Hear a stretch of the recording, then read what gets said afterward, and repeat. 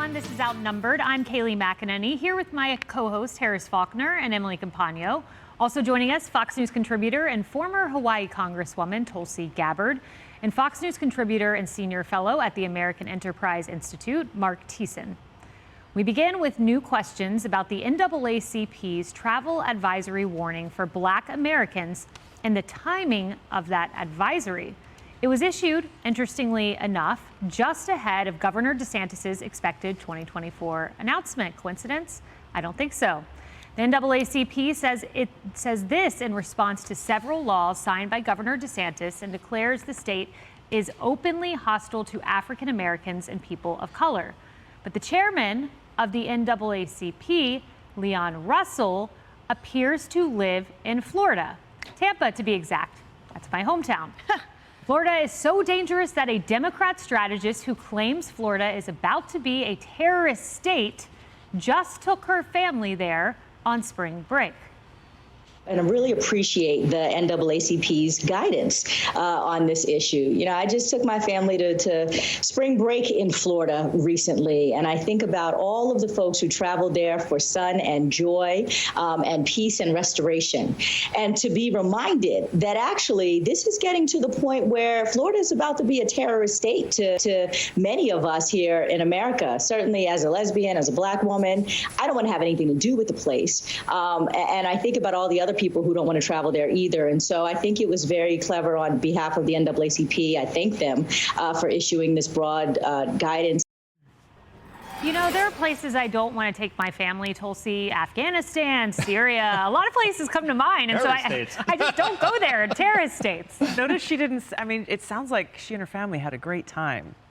I think the sad thing I see in all this is when you look at the NAACP's history and the pivotal impact that they made in the civil rights movement and completely shifting and changing our country. My grandfather was stationed at Eglin Air Force Base, so my dad was in like 3rd, 4th, 5th grade there in the panhandle of Florida, and my dad has told me stories about how, you know, he's a Polynesian kid from Samoa, the only non-white kid in his class, being called the N-word, being chased out of public bathrooms that had the whites only sign. This was the panhandle of Florida that he grew up in. And so because of the NAACP and other great leaders, that's not the Florida that we have. It's not the country that we have today. So it's just sad to see how they feel they have to manufacture this racism crisis that frankly doesn't exist. And the things that the CEO said, they're just not true about Florida. They're just not true. And Harris, one interesting point from Axios, huge growth in Florida's Black immigrant population. They are among the top destinations for Black immigrants to settle their families. Well, that's because of jobs. Right. Right. I mean, you have people leaving large states, small businesses become medium-sized businesses, and they grow larger because they have an opportunity with the population there. People want to work in that state. Yeah. But I thought, you know, if places you don't want to take that can feel like terror, I wouldn't call them terrorist places because I'm classy like that and know my facts. But Chicago, just this past weekend, 23 people shot, 1 fatally. Do you know that the weekend before 26 people were shot, 8 fatally? Yeah, like, so sad. We talk about it on the show about how there are some Democrat-led cities that are literally in desperate need of advocacy and ideas and innovation and love. Where is the NAACP for Chicago? Where is BLM? Where are these people who would turn an eye anywhere, let alone Florida, where people are working? And that population, I mean, we saw after Ian, that horrible hurricane and the governor went all over the state, putting in bridges and things that other people said couldn't be done in 6 months to a year. I mean, you do that because you love where you live and the people in it. I just don't understand this other than Derek Johnson said it, the president of the NAACP. Yeah.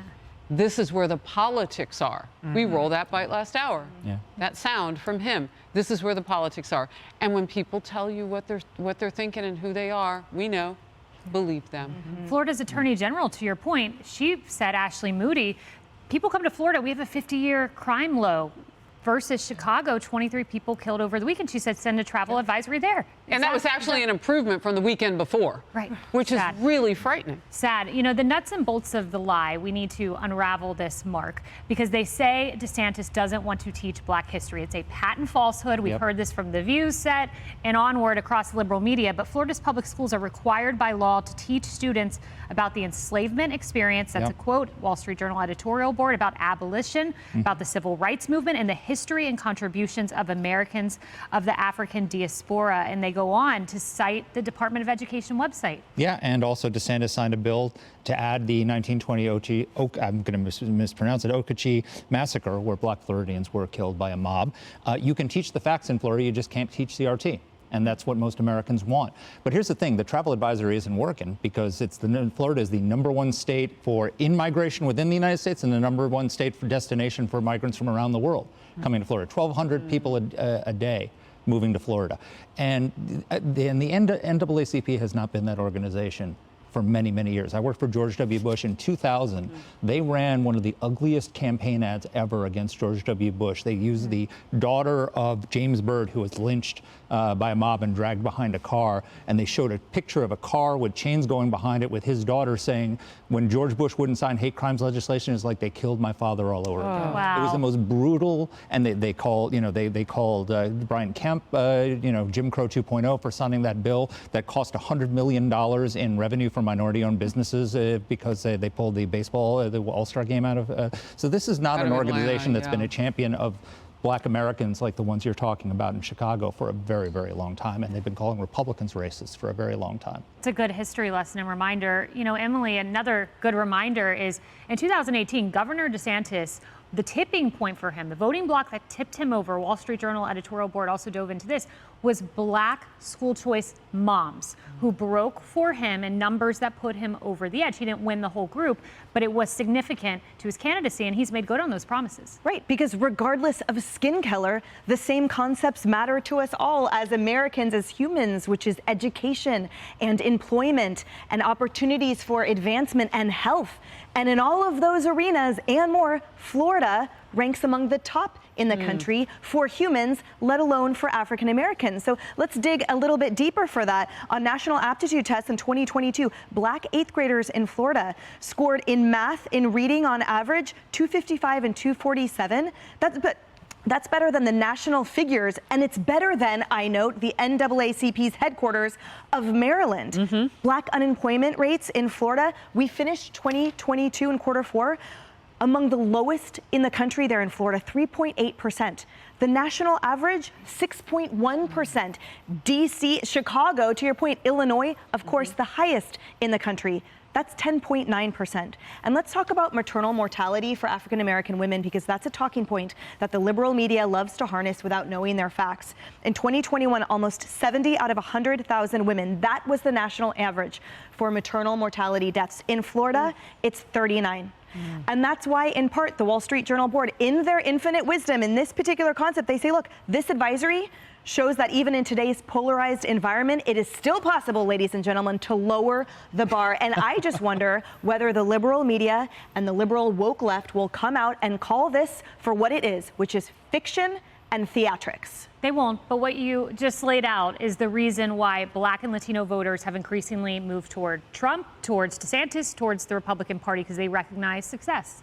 Hey everyone, I'm Emily Campagno. Catch me and my co-hosts Harris Faulkner and Kaylee McEnany on Outnumbered every weekday at 12 p.m. Eastern, or set your DVR. Also, don't forget to subscribe to the Fox News YouTube page for daily highlights.